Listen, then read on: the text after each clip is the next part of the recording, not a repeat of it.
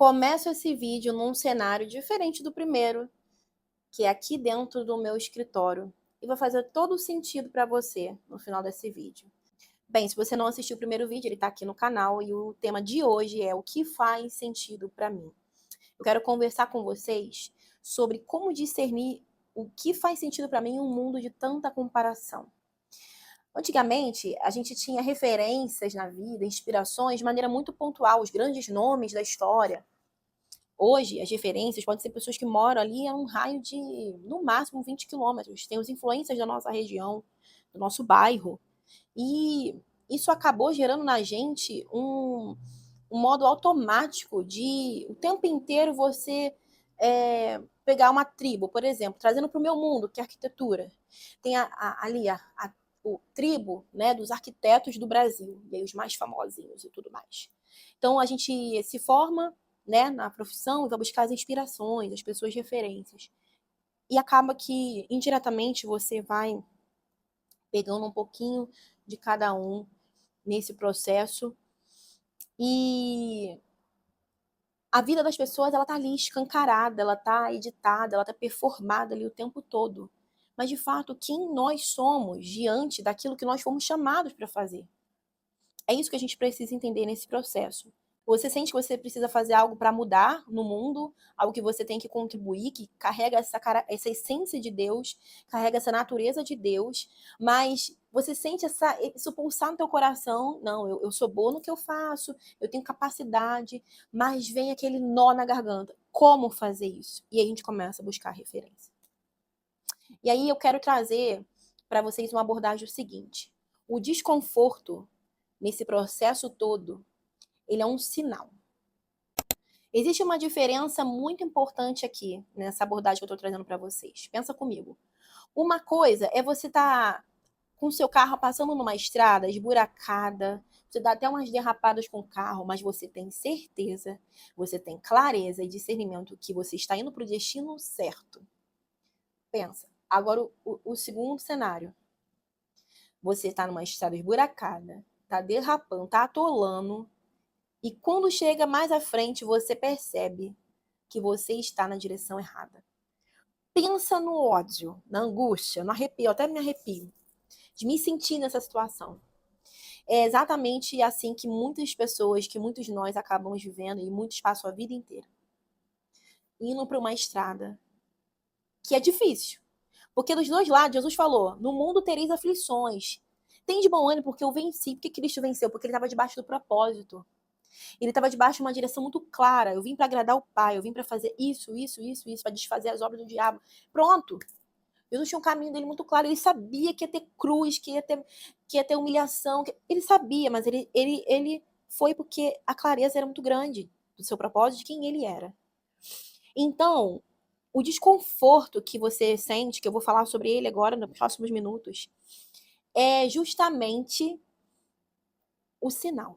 Vamos lá falar sobre esse sinal, que eu tô com a minha colinha aqui, inclusive. Olha que gracinha. Você deixar o link aqui embaixo, ó. Estou com o meu iPad aqui, estilo notebook. Exatamente. Alguns sinais de que algo não faz mais sentido para você. O que que é? Você vive saturado e exausto. Anota aí, em algum lugar. Isso. Aqui, falar em anotar, ó. Sempre comigo, meu caderninho. Uma maneira de eu materializar os meus pensamentos, as minhas orações. Pega um caderno aí para você e anota as coisas. Anota aí primeiro. Você vive saturado e exausto. Você verbaliza isso. Eu verbalizava nesse meu processo aí de empreendedora. Eu verbalizava isso o tempo todo. Nada gera frutos, nem alegria e nem paz.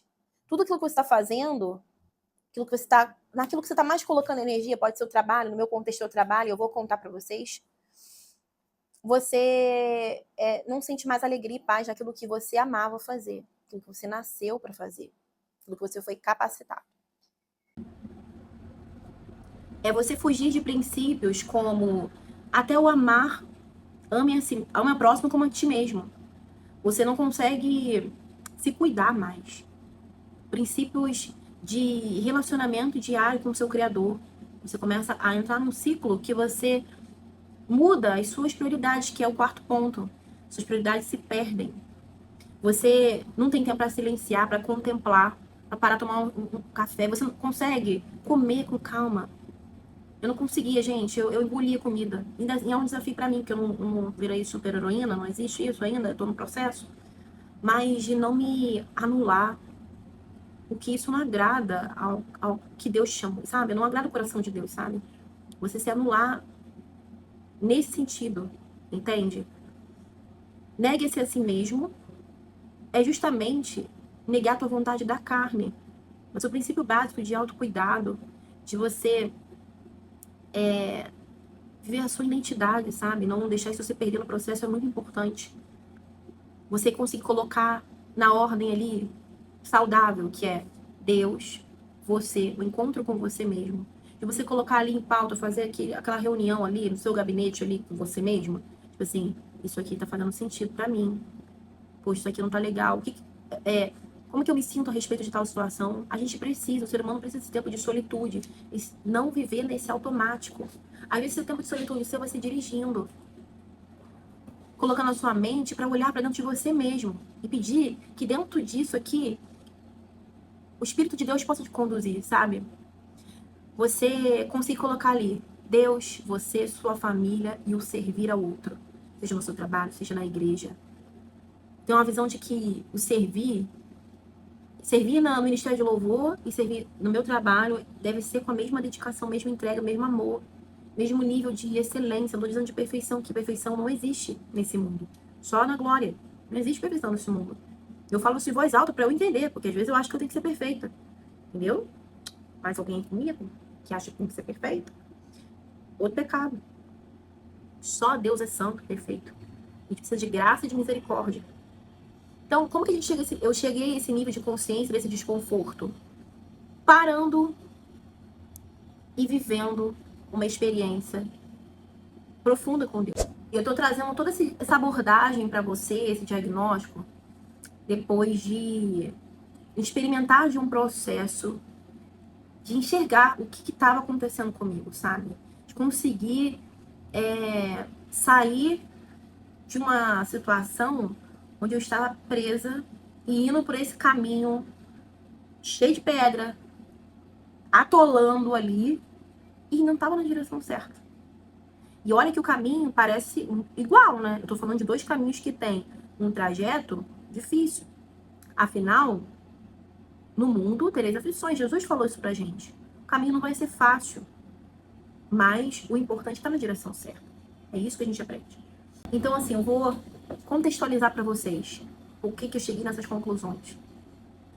Eu tô aqui no meu escritório hoje, que foi o meu primeiro escritório físico. Trabalhei por 1 ano no home office. Comecei a fazer uma cartela de clientes, mesmo no ano da pandemia, ele estourou a pandemia.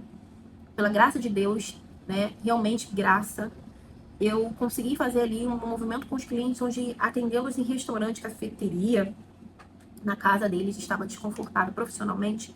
Eu precisava ainda de um ambiente mais silencioso.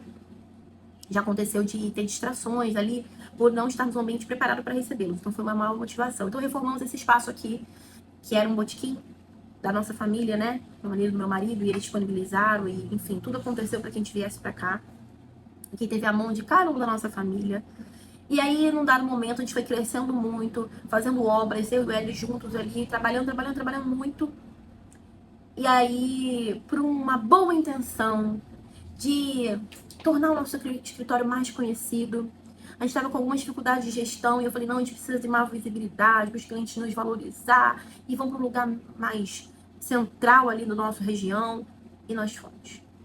E com um investimento de quase uns 40 mil ali, feito na urgência, vamos dizer assim. Em 8 meses esse espaço funcionando. Lindinho, arrumadinho, cheiroso, pintado. Num contexto onde eu me sentia exausta, eu me sentia perdida, por que não estava dando o resultado que eu esperava. Às 2 horas da manhã do dia 8 de agosto de 2024, Papai do Céu me chama para terapia. Fala, filha, deixa eu tirar uma venda do seu olho aqui. Fiquei 2 horas acordada sem entender porque eu estava com aquela insônia, que há muitos anos eu não tinha insônia. Depois que eu venci o processo da depressão, eu dormindo lindamente, dormindo igual uma princesa. às vezes, né? Mas, nesse tempo de 2 horas, eu não estava entendendo porque eu estava acordada. E ali o Senhor me mostrou, do início ao fim, como desmontar toda essa estrutura que eu montei. Porque eu estava num caminho que não era para eu estar. Começou a parar para analisar que essas prioridades da minha vida estavam invertidas. Tudo aquilo que eu almejei no meu coração, ao empreender, a não trabalhar para ninguém num primeiro momento, fazer o próprio escritório. Não que eu ache ruim trabalhar para alguém, gente, todo mundo, uma equipe, você que é um colaborador de algum lugar, você é essencial, senão o negócio não sobrevive. Cada um tem uma função especial, mas eu senti uma vocação no meu coração que fazia sentido para mim trabalhar da forma que eu trabalho. Para eu conseguir administrar melhor minha casa, meu tempo, e combina comigo. É basicamente isso. Sempre fui uma criança bem autônoma, uma adolescente que sempre fui desenrolada para me virar para fazer as coisas. Então, eu acho que é uma característica minha. E isso estava se perdendo naquele momento. Então, não foi fácil chegar pro meu marido e falar: amor, olha só, você me conhece. Não me chama de doida. Mas nós vamos fechar o escritório. De primeiro ele regalou o olho, mas ele já sabe, né? E quando o papai manda, a gente tem que obedecer. A gente já tomou decisões difíceis antes. Decisões ousadas. E aqui tem um ponto muito importante. Quando você chegar à conclusão e tiver a convicção no seu coração, não demore. No dia seguinte eu já falei com ele e comecei a materializar ali. Coloquei em papel. Vou sempre falar isso pra você aqui. Materialize. Não fica só no campo das ideias. Não fica procrastinando coisas que já era pra você ter cortado a sua vida. E é claro que não tem coisa que vai ser um processo. Então, eu fui aos poucos fazendo passo a passo. Primeiro eu vou começar com a proprietária da loja, né? Depois estou começando com a minha família. Vou trabalhar em cima da minha equipe para essa desmontagem. E aí a gente fez uma mudança que nós tornamos um escritório híbrido, né? Ou seja, trabalhamos físico e online.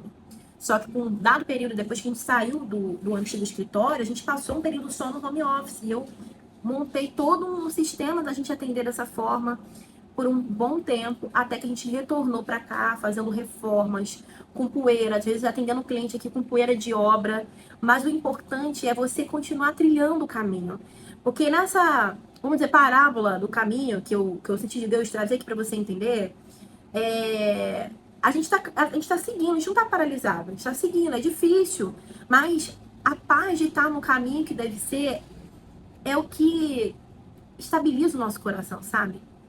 Então, nós fizemos essa mudança e com o intuito de voltar àquilo que de fato faz sentido pra gente. Isso vai exigir da gente paciência, tá? Aquilo que você sente que você tem que tomar de decisão, o primeiro passo tem que ser o mais drástico. E o restante é paciência. Fazer 2 anos dessa decisão. Hoje eu tenho total clareza do quanto foi positivo obedecer essa direção de Deus. O quanto foi essencial tirar de mim os padrões desse mundo de comparação com, porque o escritório de fulano funciona assim. Opa, qual é a cara do meu escritório, da minha vida, da minha família, a história que Deus tem pra mim. É isso que a gente tem que aprender a discernir. Você como um líder, seja o que for, às vezes você é colaborador em algum local, às vezes você é uma mãe que trabalha em casa, às vezes você não trabalha, você só cuida e gerencia, você é gestora do seu lar. E isso é o que faz sentido pra você e tá tudo bem. Ter essa clareza é muito importante. Dos tempos, das estações. Me conciliou para que eu conseguisse voltar a olhar um pouco mais para mim. A iniciar um processo de emagrecimento, eu já estava me tornando pré-diabética. Ou seja, aquela ordem de prioridade já estava indo para o ralo há muito tempo. Então, como colocar isso em prática? Vamos lá? Primeiro, elimine as vozes externas, as comparações. Pega um papel e faz um diagnóstico. Pega uma tela aqui com um aplicativo, seja o que for, e divide sua vida em espiritual, emocional, profissional e familiar. E o que você vai fazer? Você bota assim, ó, essas 4 áreas da sua vida, e aí você vai escrever embaixo. O que me angustia aqui? O que aqui é tranquilo, é leve, eu faço com muita facilidade, não é difícil pra mim. E o que já morreu, já acabou, já deu, já era. E você tá insistindo. Você vai fazer essas 3 perguntas. Vai riscando, vai organizando, vai mapeando. Bota um louvor. E entregue isso pra Deus. E eu tenho certeza porque eu não sou ninguém melhor do que ninguém. Sou uma ovelha que precisa de um pastor. Eu sou gente como você. E o Senhor falou comigo, Ele vai falar com você. Do seu jeitinho, da forma que você entende. Se for um outdoor, se for uma música, se for um irmão que vai falar uma coisa pra você. Não sei. Você fazendo isso, você vai estar se colocando num lugar de sensibilidade pra você tomar decisão. Sabe? Pra você entender pra onde você deve ir. Porque se você não enxerga o mapa, como saber? Como decidir alguma coisa? Então, esse vídeo é um chamado à consciência, é um sacode. Esse vídeo é um sacode. O que faz sentido pra mim? 2026 começou, temos 10 meses, 11 meses pra frente. Faz pra ontem isso. Tem coisa que você trouxe do ano passado e que você não resolveu. Você não decidiu, você não mapeou. E você está insistindo numa coisa que já não faz sentido pra você. Não sei o que é. Pra mim era isso que eu compartilhei. E eu quero encerrar. Em Gênesis 47 fala que o faraó perguntou a Jacó assim, bem idoso: quantos anos o senhor tem? Aí ele falou: são 130 anos da minha peregrinação. Peregrinação é alguém que está caminhando e sabe que tem um destino que não é ali onde ele está passando naquele momento. E aí no capítulo 48, ele está prestes a partir e ele impetra uma bênção para os seus netos, filhos de José, Manassés e Efraim. E ele fala: o pastor que me guiou nos anos da minha peregrinação, os abençoe e os guie. Então a nossa vida, ela é pautada em ser guiada por uma direção que a gente não sabe com tanta clareza, mas você sabe que é aquele caminho que tem que ir. E quem te mostra é o seu pastor.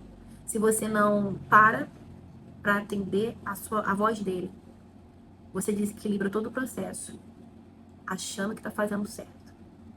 Bem, esse vídeo faz sentido para você, como o próprio tema, ou para alguém que você conhece, compartilha, que ele possa edificar outras vidas, assim como essa experiência mexeu comigo e mexe até hoje. Eu tô no processo.